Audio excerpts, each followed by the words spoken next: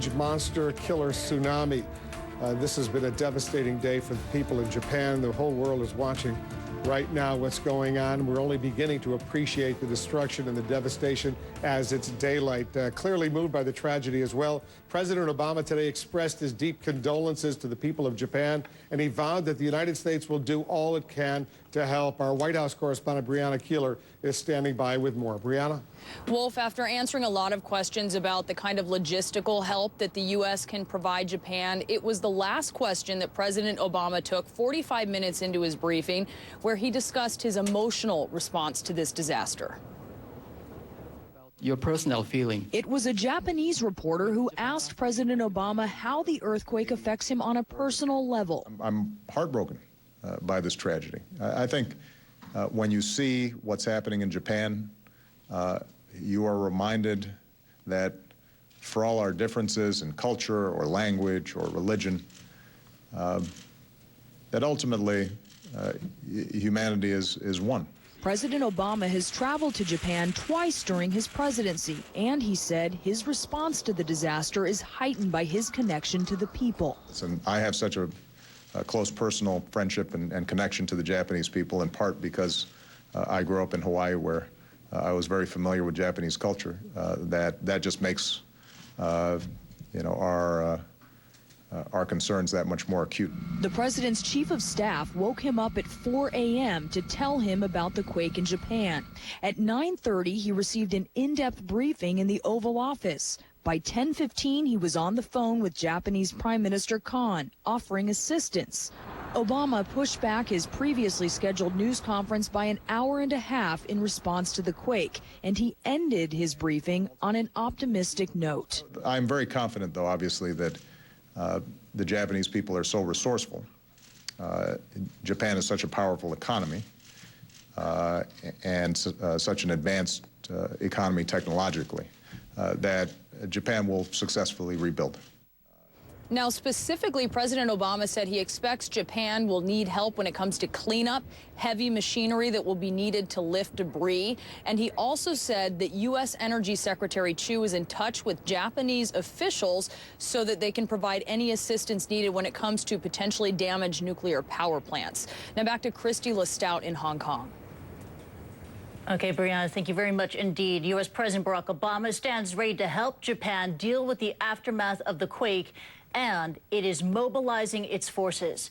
Let's get straight to our CNN Pentagon correspondent, Chris Lawrence, who's in Coronado, California. Chris. Yeah, Christy, the U.S. military has really shifted into a mode of full steam ahead when it comes to trying to help Japan deal with this crisis. For example, the aircraft carrier USS Ronald Reagan was already heading to that area, but it was supposed to do a training mission in Korea. It is now steaming as fast as possible to the waters of Hanchun, Japan. The USS Tortuga left its base in Sasebo, Japan, with some landing craft on board. It's now going to Korea, getting some cargo helicopters, and then getting back as soon as possible. Ships like the USS Blue Ridge is loading humanitarian aid, and the USS Essex, with about 2,000 Marines, leaving Malaysia on its way as well. Christy. All right, Chris Lawrence joining us live from Coronado, California. We will have much more ahead of the aftermath of that massive earthquake in Japan. Much more right after this.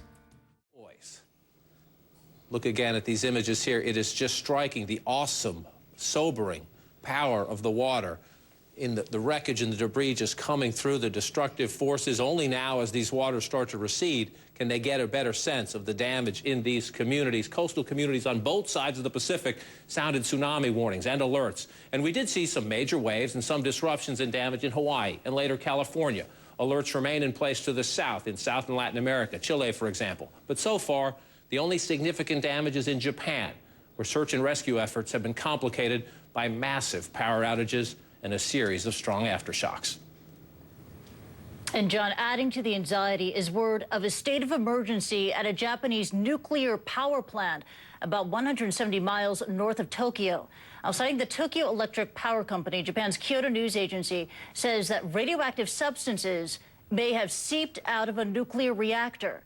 Radiation levels near the plant's main gate are more than 8 times above normal. Meanwhile, Japan's NHK network reports that people within a 6-mile radius of the plant have been ordered to evacuate. CNN's Paula Hancock is in Osaka, Japan, en route to the epicenter. She joins us on the phone. And Paula, it is 18 hours after the quake, and yet rescue crews are still on their way. Give us an idea of the difficulty, the logistical difficulty of just getting there. Well, Christy, a number of the airports in the northern and northeastern parts are actually cut off. The Sendai airport, which is the main one in the worst-hit area, is underwater. We saw pictures of people standing on the roof, unable to move. So certainly that is crippling this emergency relief effort. But there are other airports which are starting to open up now, and certainly even if it's just partially opening up, then they are reserved for emergency crews, for the aid agencies, for those that desperately need to get to people on the ground. But an added issue is the fact that communications are bad.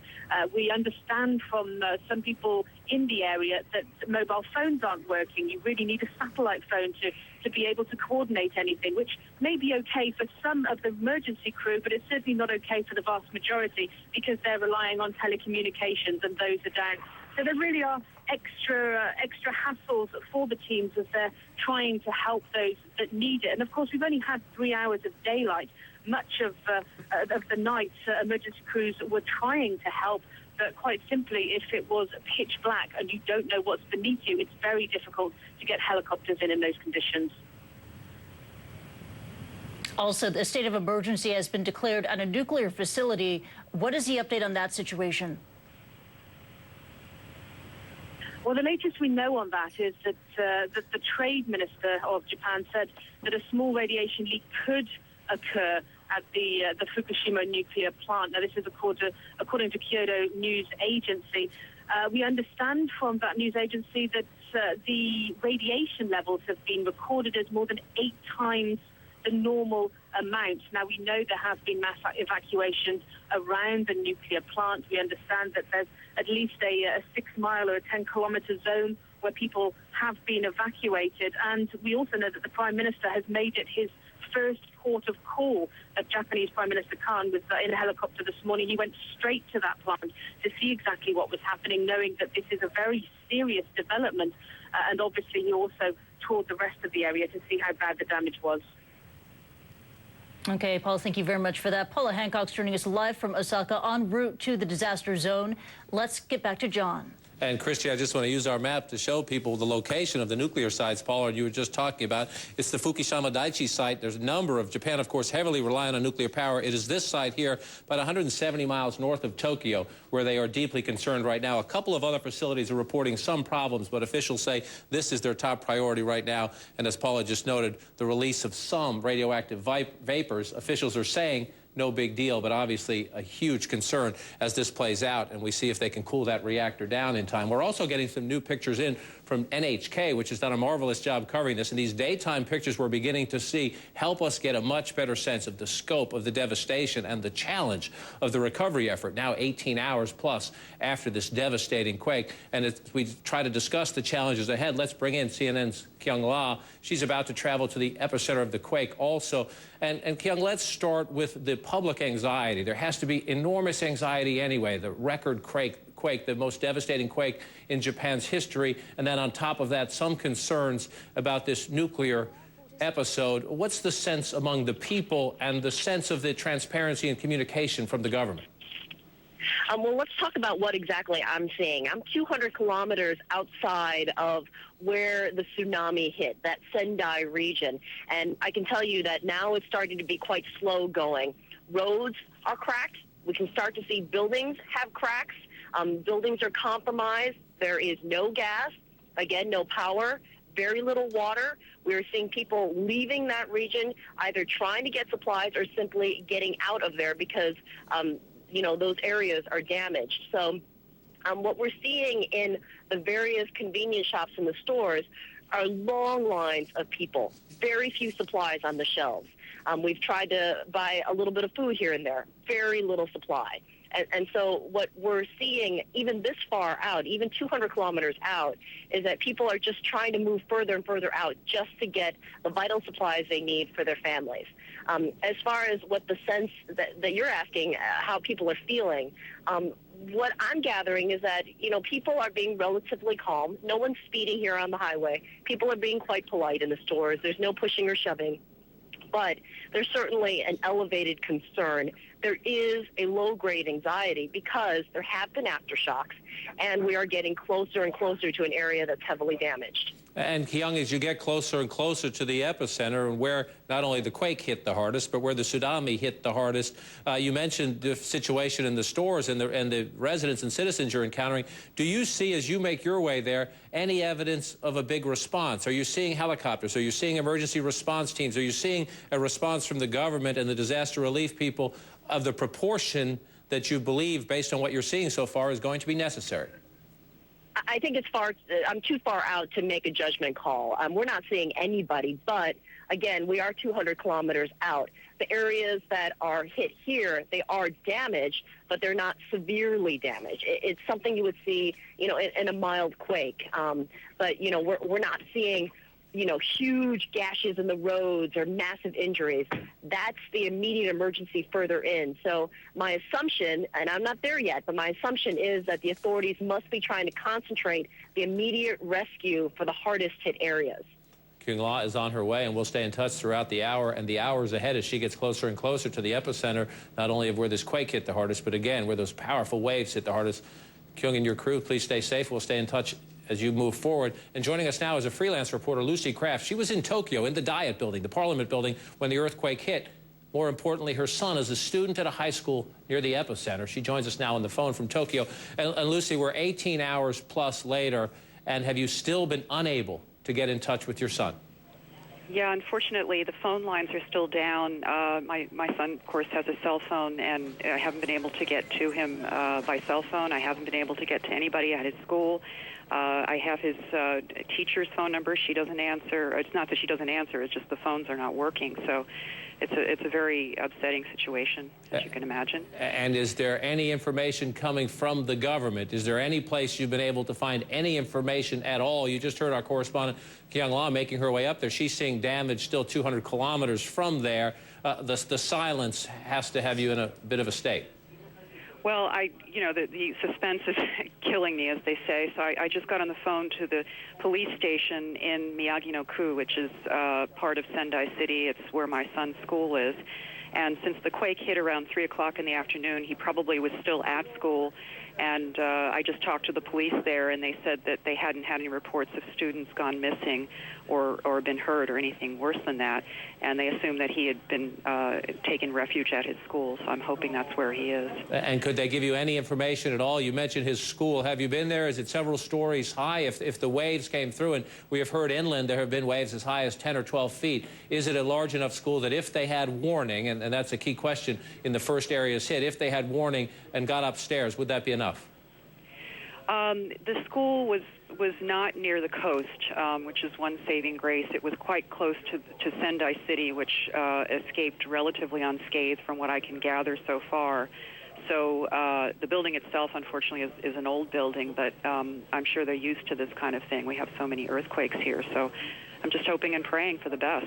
We will hope and pray with you, and we hope you'll stay in touch with us as you try to get more information. Tell me now about your experience in Tokyo. You're a reporter there, and I understand you're at the Parliament Building. The Diet, the Parliament is called, yes. If our viewers in the yes. United States don't understand that. Yeah. So Japan gets earthquakes. You're familiar with earthquakes, but this one felt different. Yeah, I mean, normally when earthquakes hit in Japan, you just wake up and turn over and go back to sleep, or if you're awake already, you kind of look up and say, oh, an earthquake, and go back to what you're doing, and that's what we did during our interview. And then all of a sudden, the Diet member I was talking to said, wait a minute, this is not an ordinary earthquake. And we tried to get up and walk around her office, and we couldn't because the shocks were so severe. And then we noticed her belongings kind of flying around the room. Things were falling off of shelves and whatnot. And so we evacuated the building like everyone else was doing. And then I wanted to get back on the train and go back to my office, and the trains were stopped. And then I came upstairs, and the traffic wasn't moving properly. So things were starting to seem not not like what we're used to. And I ended up walking back to my office, and I saw one of the strangest scenes I've ever seen after many years of living in Tokyo, which is in the middle of the day, offices, restaurants, shops completely emptied out, people mulling around the streets, a lot of them wearing the white helmets, which you may have seen, which are worn during disaster drills. Only this wasn't a drill.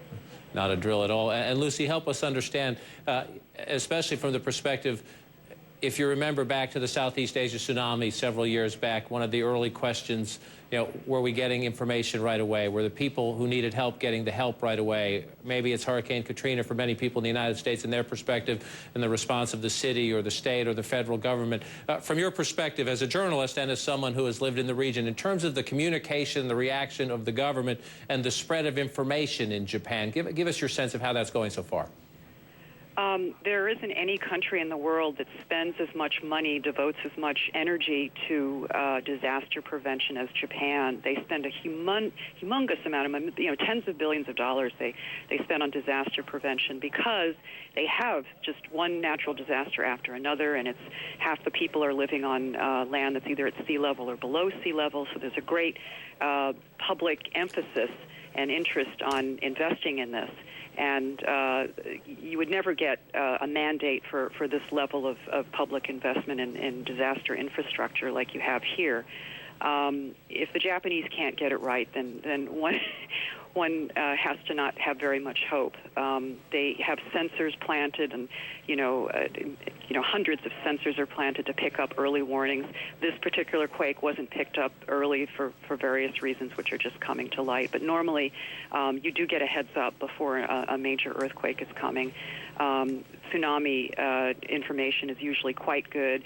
It's broadcast to you on TV. All the TV stations are constantly running tsunami warnings, earthquake warnings as soon as the information is available, which is very soon. And then if you're living in the countryside, you're often supplied with a wireless radio that's a connection between you and the local office, the local disaster prevention office. I mean, there's all kinds of things that are done. They have disaster prevention drills in schools and offices. There's a disaster prevention day. It's a really big undertaking here.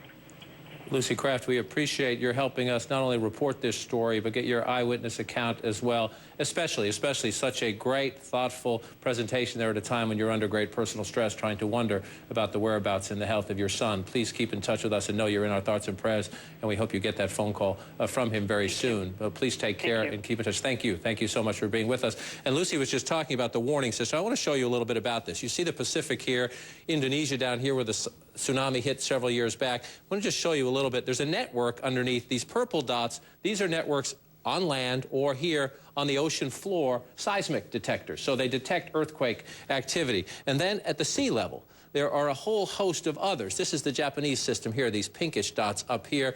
These are actually by the United States out here in cooperation with other partners and other nations as well. And what you have here is on the ocean floor, they detect seismic activity, or on land. You see them in Australia, you see them across Asia here and in the United States. These detect seismic activity, and then all these buoys out at sea, they detect the movements of the waves, and they send signals to a warning system. So when the earthquake hits, things start bubbling around. A tsunami warning goes immediately in every direction. More on this and how this works, and sometimes how it doesn't work. But in this case, it appears to have worked quite well as we continue the hour. But when we come back, a United States Senator's wife traveling in Japan. She's in Tokyo. Her eyewitness account next.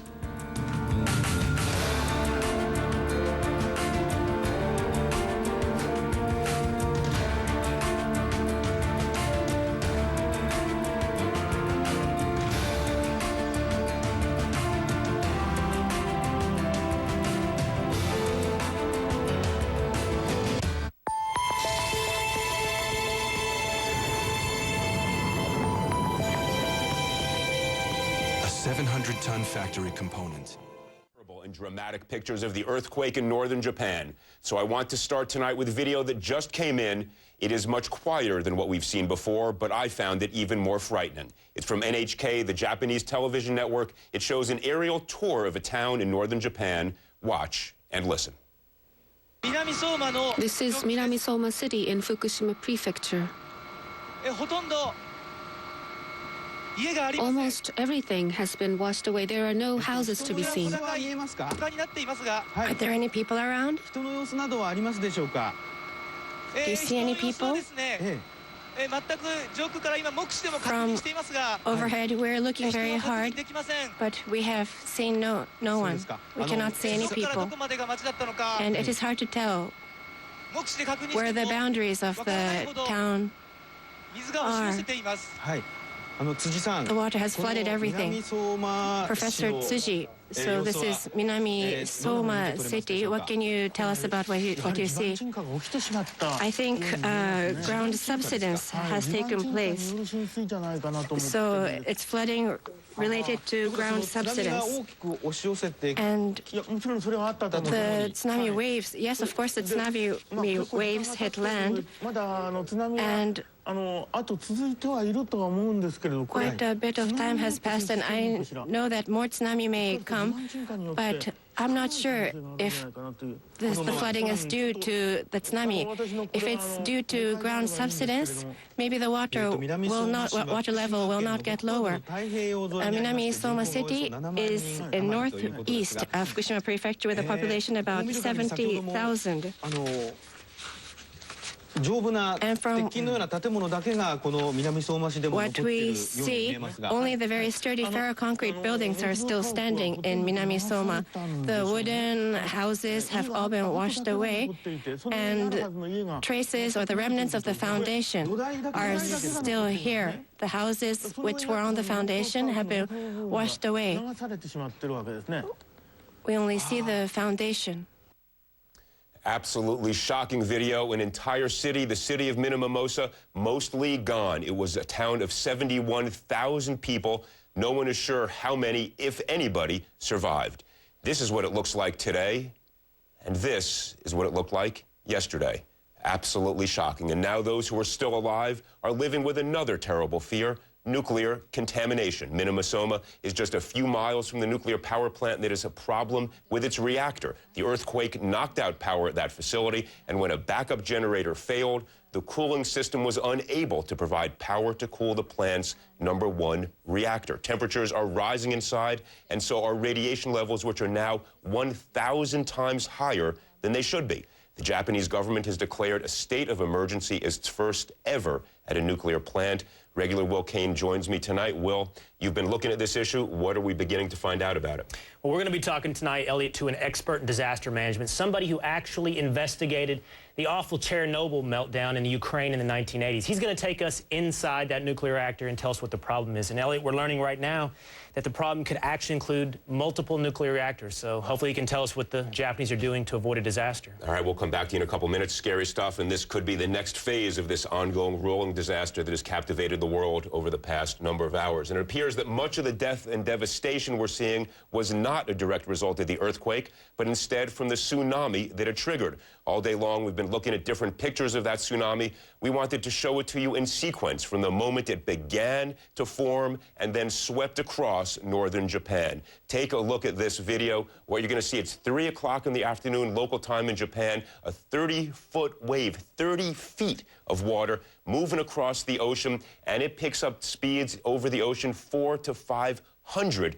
miles an hour, as fast as an airplane going across the ocean. 30 feet of water, 500 miles an hour, absolutely brutal force. And then the tsunami comes to shore, and this is what happens. It slows down a little bit, and it is just as devastating. Look at that house, just crumbles in front of that massive hit. We're going to show it to you a couple times. That's a 3-story house, solidly built, ripped apart. This is what happens. Boats, cars being just dragged down the streets of this city as though they're little toys. The water just pours, torrential, destruction everywhere it goes, continues across fields. This is not a horror movie from Hollywood. This is real. Look at that water going at warp speed, 30 miles an hour, 40 miles an hour across acres of land, boats, houses, mass destruction. Everything in front of it just ripped apart. Absolutely shocking stuff and horrifying. We still don't know how much destruction it has left in its wake. We go now to CNN correspondent Kyung La, who's in Japan trying to make her way to Sendai, the scene of the greatest devastation. Can you hear us?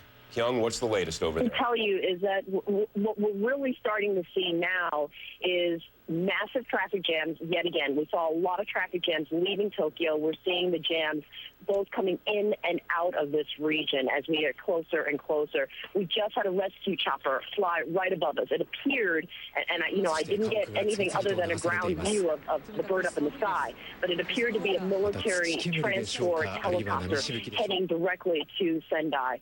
What is critical in these hours now is trying to get air transport in there, trying to pluck people out of buildings if they're trapped, trying to get supplies to people. And helicopters right now, according to the authorities, is the best mode of transportation in order to do that. So we're starting to hear those helicopters on the ground. We're starting to see more damage, cracked roads, buildings that have cracks in them, roofs that have come in. We went by a cemetery and we saw some of the headstones toppled over. So you can definitely see that the quake did hit this area, but this is just a small sampling of the very strong devastation that's, about 100 miles ahead of us. We're expecting to see if we can get there shortly. I hear, and we've been tracking your progress, as slow as it has been over the course of the last couple hours. We know you're stuck in this horrific traffic jam. Everybody's trying to go somewhere. It's not possible to do it. We also have not really heard estimates about death. What is the government there saying about the total number of those dead? And obviously the rescue operation with helicopters, do they have enough resources? What are they asking of the United States at this point? It's really difficult to tell exactly what the resource on the ground versus the need is, because I'm simply not there. But you can see from the pictures that the need is certainly great. That's readily apparent if you're watching the news coverage. What we can sense is that the government at this point is trying to be very conservative as far as the numbers that they're releasing. But what they're trying to do is trying to track down the people who are missing and then trying to confirm that with the bodies that they have found. We've heard some outrageous reports here. We simply can't confirm it. But what we are expecting, what the government has been forecasting, is that the numbers that we're currently hearing, which are in the hundreds, are expected to climb. Yeah, that is of course, the tragedy. One of the other, perhaps slightly affirmative pieces of news we've gotten is that because there was even 5 minutes of warning, fewer people may have lost their lives than would have been expected compared to some of the other tsunamis and earthquakes, such as Haiti and what happened in Thailand years back. All right, Kyung, thank you so much. We will get back to you over the course of the days ahead, no doubt. Thank you so much. And what we're going to be doing now is we're going to, Kyung, all right, thank you. We'll be back to you later. Now let's go back to Fukushima. We're about to talk with an American who's living there teaching English. Ryan McDonald shot some amazing footage as the earthquake rocked Japan. Let's take a look at that.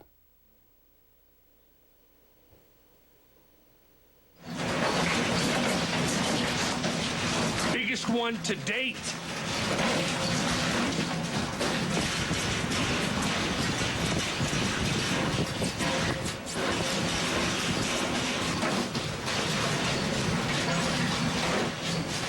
Oh my God, that is the biggest earthquake to date.